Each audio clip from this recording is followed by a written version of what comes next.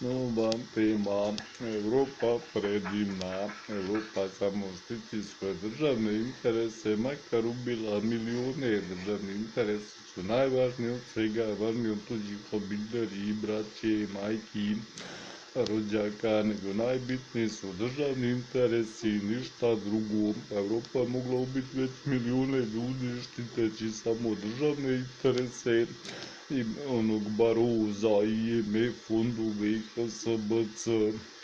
SBC, IMF mogu biti uzročnik smrti milijun ljudi samo zato jer oni štite državne interese ili interese svog džepa, na primjer svojih dolara i funti, švicarskih franaka i kineskih novaca. Osim toga, Europa je uvijek na strani zaštite ubojica i to svi što postoje u Hrvatskoj, Bosni, Srbiji i Evropi. Osim toga, Europa skriva masovne ubojice puno gore nego što su, na primjer, moderni Ameri.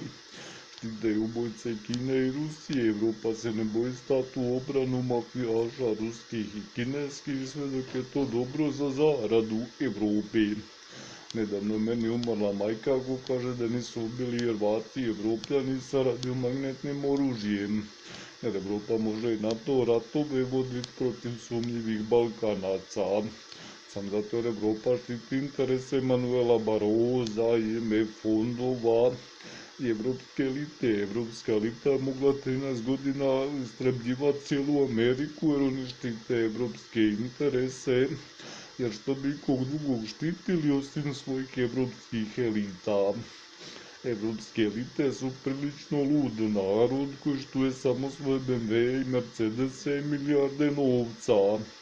U evropskoj eliti nećete naći da je niko nikad optužen za jedno ubojstvo, ni vlada Njemačke, ni Austrije, ni Luksemburga, ni Engleske, ni Francuske, ni Švedske, ni Belgije, ni Italije, jer evropske elite su nešto najsvetije što postoji na svijetu.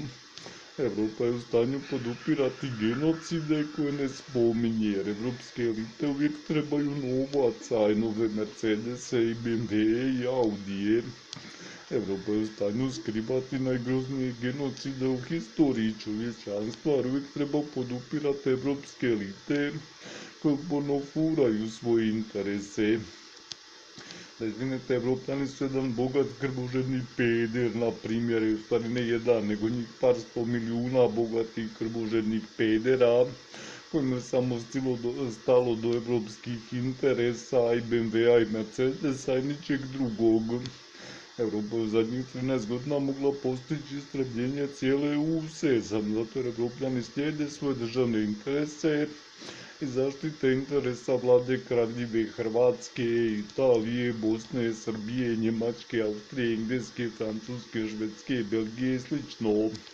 Znači, Evropa je u stanju za novac napraviti bilo šta, skrivati genocide, ubojstva, zločine, silovanja, zlostavljanja, jer glavno je da ima puno novca, ništa drugo nije bitno. Evropom vladaju najobičniji plaćeni ubojice, onaj EU parlament je pun plaćenih ubojica, ako mene pitate, i evropske vlade, i vojske, i policije.